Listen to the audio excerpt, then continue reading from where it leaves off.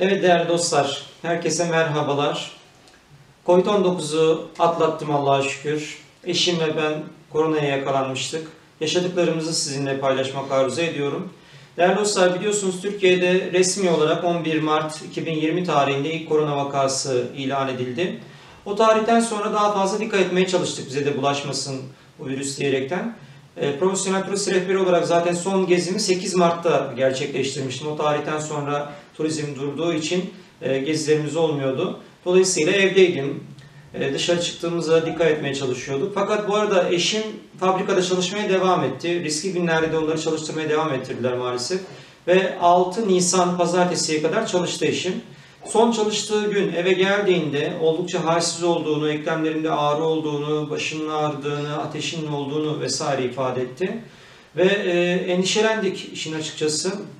Acaba bir korona bulaştı mı şeklinde. O hafta o halsizlik durumu, baş ağrısı, ateşi devam etti. Biz normal grip de olmuş olabilir, korona değildir diye düşünüyorduk. Bu arada hemşire ablası var. Onun da tavsiyesiyle Enfiluvir diye bir ilaca başladı eşim. O ilacın faydası varmış. İşte Covid'e karşı da hem koruyucu hem tedavi edici özelliği de varmış o ilacın. O ilacı kullandı. Bu arada ateşi düşmesi için parol aldı.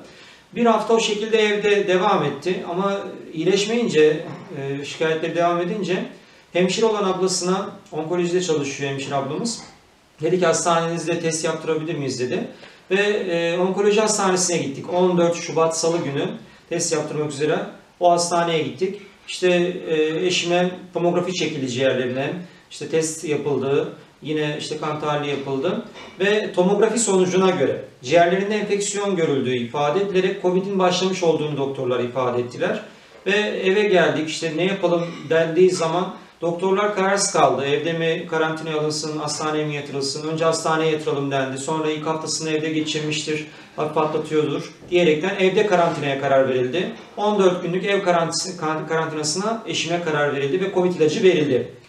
Bu arada değerli dostlar, 14'ü akşamı bende yüksek ateş, halsizlik baş gösterdi. Eşimden daha rahatsızım. Ve tedirgin olduk. Yani test sonucunu bekliyoruz. 15 Nisan öğlen üzeri telefon geldi. Covid sonucunun da pozitif çıktığı anlaşılınca eşimde ben vakit kaybetmeksizin direkt şehir hastanesine gittim kendi aracımla. Bu arada eşyalarımı hazırladım, her ne olur yatış verilebilir düşüncesiyle. Ve saat 3 civarında şehir hastanesine vardım. Muayene sırasına girdim. Oldukça kalabalıktı. Bir saat kadar işte tomografi sırası bekledik. Bir saat kadar test sürümü sırası bekledik. İşte kan tahlili sırası vesaire. Neyse test sonuçları yaklaşık bir 5 saatlik beklemeden sonra değerli dostlar çıktı. Test sonucu değil, özür dilerim. Tomografi sonucu çıktı. Test sonucu sonraki gün çıkmıştı. Tomografi sonucuna göre benim de ciğerlerimde enfeksiyon görüldüğü doktor tarafından ifade edildi ve yatışıma karar verildi. Dolayısıyla 15 Nisan çarşamba günü itibariyle şehir hastanesine yatışım gerçekleşti değerli dostlar. Ve o gün itibariyle tedaviye başlandı. İlaçlar geldi. İşte Covid'e karşı etkili olduğu düşünülen ilaçlar vardı. Antibiyotik vardı. Bu arada benim yüksek ateşim var. 38 civarında ateşim var. İlk etapta ateş düşürücü verilmemişti. Hemşireye sordum, dedim yanında parol kullanabilir miyim? Kullanabilirsin dendi. İşte ben parol almaya başladım falan. Ve bu arada ilaçları içiyorum. Bu arada Covid'e karşı kesin bir ilaç yok biliyorsunuz. Kesin bir tedavisi yok, aşısı yok. İşte etkili olan bazı ilaçlar olduğu ifade ediliyor. İşte Tamiflu, Oseltamivir ilacı, işte Loganil diye bir ilaç vesaire veriliyor. Fakat bu ilaçları içtikten sonra bende bulantı meydana geldi ve bir saat kadar sonra kustum. Bunu doktora ifade ettim. Yan etkiler arasında kusma olabileceği ifade edildi. Sabah aynı şekilde ilaçları aldım, yine istifra ettim. Bunun üzerine bulantı önleyici Metpamid ilaçları ilave edildi. Fakat ilaç Metpamid 12, öğlen 12, gece 12 veriliyordu. Şimdi öğlen aldığım hadi beni akşama kadar götürüyor. Fakat akşamları zaten zor geçiyor. Yemekten sonra özellikle 8 ile 10 arası gece çok zor geçiyordu. Bulantım oluyor, kusma, yeniden kusuyorum vesaire. Doktora dedim yani bu Metpamid'i daha erken alamaz mı yemekler öncesinde vesaire. Neyse ona göre ayarlama yapıldı. Değerli dostlar, 5 gün boyunca benim halsizliğim, yüksek ateşim, bu arada ishal başladı. Bir de 3. gün değerli dostlar nefes darlığı başladı. Derin nefes alamıyorum. Şöyle göğsümde bir tıkanıklık var. Orasını aşamıyorum, derin nefes alamıyorum. Derin nefes almaya kalktığımda konuşurken öksürme ihtiyacı hissediyorum. Telefonla konuşurken öksürüyorum. Allah Allah dedim, bütün belirtiler baş göstermeye başladı, endişe etmeye başladık.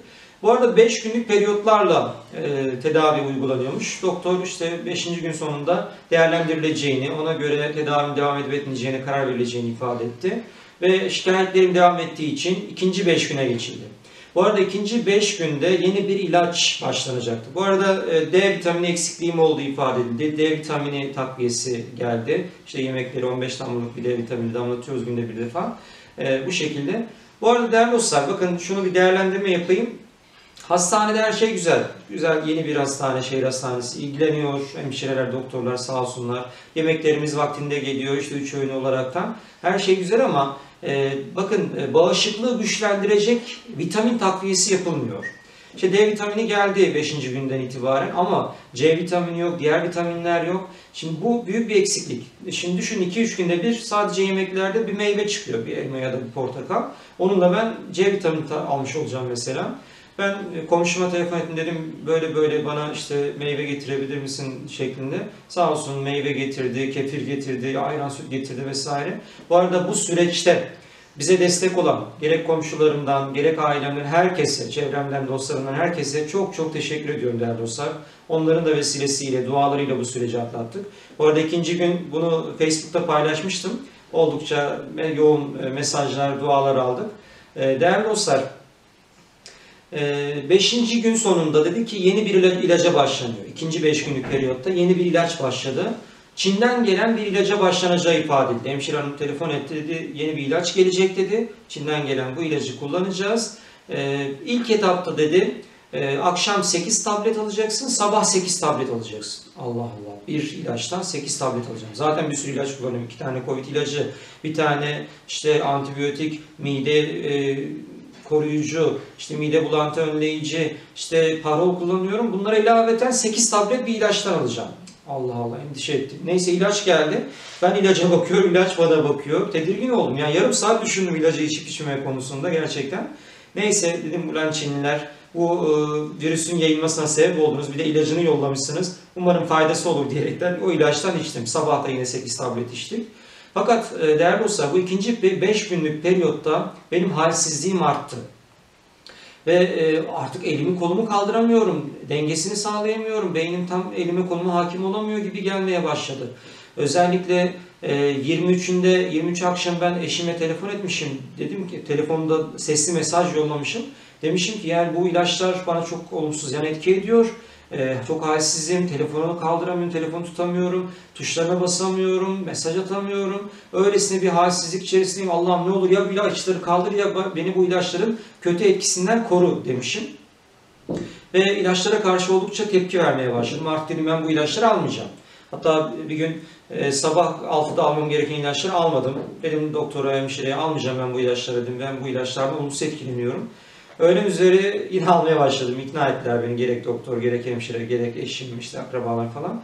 Neyse yine almaya devam ettik bu ilaçları. Fakat benim halsizliğim had safhaya vardı. Özellikle elime hakim olamamam beynimin, yani bende endişeyi, kaygıyı arttırdı. Doktoru çağırdım. 25'i akşam özellikle. Bu arada geceleri çok zor geçiyor değerli dostlar. Yani gündüz hadi biraz iyiyim de özellikle akşamları çok ateşim oluyor, halsizliğim had safhaya varıyor. Ve bu şikayetler, hatta işte damardan parol veriliyor, damardan bulantı önleyici veriliyor, serum takılıyor, oksijen veriliyor vesaire. Ya sağ olsunlar gerekli müdahaleleri yapıyorlar ama benim şikayetlerim artıyor. Zor geçmeye başladı. 25 Nisan akşamı doktoru çağırdım. Dedim ben beynim sanki vücuduma hakim olamamaya başladı. Yani elime hakim olamıyorum. Yani banyo duş almıştım.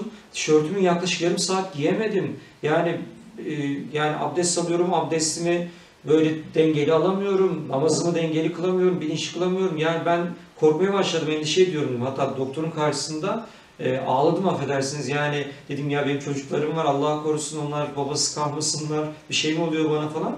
Doktor beni teselli etti. İşte normal bunların olabileceğini ifade etti. İşte yalnızsın dedi, kaç gündür, 10 gündür bir odada kalıyorsun dedi. İşte psikolojik böyle sıkıntılar olabiliyor dedi. Normalsin dedi vesaire. İşte değerlerin normal çıkıyor dedi. Ciğer tahlilleri, işte kan tahlilleri normal çıkıyor vesaire dedi. Beni teselli etti doktor. Velhasıl değerli dostlar, oldukça zor geçen bir süreç sonucunda bana göre daha tam iyileşmeden 27 Nisan, yani 12 günlük hastanede kalma sürecimin neticesinde benim taburcu olmama karar verdiler. 27 Nisan pazartesi günü öğleden sonra taburcu olacağım. Şimdi düşünün, zar zor eşyalarımı hazırladım. Neyse taburcu olacağım, evrakları imzalamamı istediler. İmzamı atamıyorum, adımı yazamıyorum. Neyse dediler, adınızı biz yazarız. İşte bir şeyler karaladım imza niyetine. O şekilde bana işte evrak verdiler. Covid için evde 14 günlük karantinaya kalacağıma dair. İşte yine ilaçlar listesi, reçete verildi. Yapmam gerekenlerle ilgili bir küçük kağıda doktor notları almış. Bunlar verildi ve taburcu edildi. Eşimle komşum sağ olsun geldiler almaya beni. Ve eve geldik. Eve gelmem biraz tabii rahatlattı. Yani neticede evime kavuşmuş oldum. Fakat yine de benim iyileştiğimi tam olarak söyleyemezdik. Taburcu edildim ama ben iyileşmedim. Konuşmamda sıkıntı var. Telefonlara bakamıyorum. Tedirginim. Eşimin ifadesiyle ilk günlerde diyor, ürkek bir çocuk gibiydin diyor. Yani gözüme bakarak konuşamıyordun. Bir şey sorduğum zaman sadece tamam diyordun. Başını sallayarak hatta tamam diyordun, olur diyordun vesaire diyor. Ürkek bir çocuk gibi hareketlerde bulunuyormuşum. Ve elime yine tam hakim olamıyorum. Yani ihtiyaçlarımı karşılama noktasında sıkıntı yaşıyorum. Yemek yiyeceğim, kaşığı tutma noktasında, çatalı tutma noktasında zorluk yaşıyorum. Konuşurken kısa kısa cümleler kullanabiliyorum. Uzun cümle kuramıyorum. Tedirgin oluyorum. Yani telefonlara yine cevap veremiyorum. Oğluma verdim telefonu, işte arayanlar olursa sen cevap ver şeklinde. Dolayısıyla böyle bir kaygı ve stres bende bu etkileri meydana getirdi.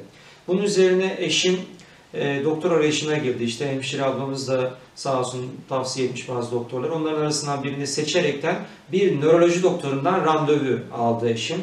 Ve 4 Mayıs pazartesi günü randevuya gittik. Doktor muayene etti. EEG filmimi çekti. Bu arada normal muayenede herhangi bir şey olmadığını ifade etti. EEG filmime bakıldı. Beyin filmi çekildi. Beyin filmime göre doktor beynimin sol tarafındaki bölgenin işte aktifliğinin zayıfladığını ifade etti. Onu daha aktif hale getireceğiz. TMS uygulamasını tavsiye etti. TMS nedir dersek, bir cihaz başımızın üzerine, beynimizin üzerine konuyor. İşte sol bölgeye tak tak tak tak vuruşlar gerçekleşiyor. Elektromanyetik dalgalar yollanıyormuş. Bunun işte kaygı giderici faydasının olduğunu ifade etti. Pek çok özellikle kullanılıyormuş TMS.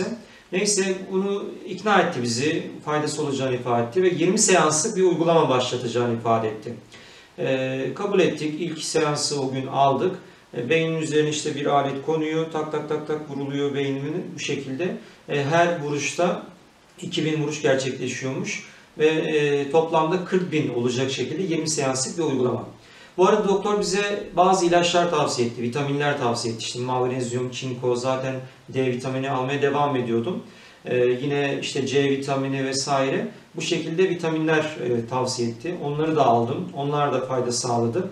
Ve değerli dostlar, nöroloji doktoruna gitmeye başladığımız günden itibaren ben kendimi daha iyi hissetmeye başladım. Bilemiyorum artık bu TMS uygulamasının da mı faydası oldu, mutlaka olmuştur, tesiri olmuştur. Ve ben günden güne daha iyi oldum. Ertesi gün daha iyi oldum, ertesi gün daha iyi oldum. Ve artık iyice kendime gelmeye başladım. Artık eski Zafer olmaya başladım. Rahat konuşabiliyorum, telefonlara çıkıyorum, sağa sola telefon edebiliyorum, mesaj atabiliyorum. İşte yemeklerimi rahat yiyorum, kendi ihtiyaçlarımı rahat karşılıyorum. Artık tamam dedim ya, Allah'a şükür ben iyileştim dedim yani. Daha 3. günden itibaren bu TMS uygulamasına devam ediyoruz değerli dostlar. 20 seans olaraktan almaya devam edeceğiz. Değerli dostlar, dolayısıyla bu Covid-19'a yakalandık eşim ve ben ve Allah'a şükür atlattık. Sizinle bu tecrübelerimi paylaşmak arzu ettim. Rabbim inşallah kimseye bir daha yaşatmasın diyoruz. Kimseyi bu şekilde hastalıklara maruz bırakmasın. Sağlıcakla kalın inşallah diyoruz.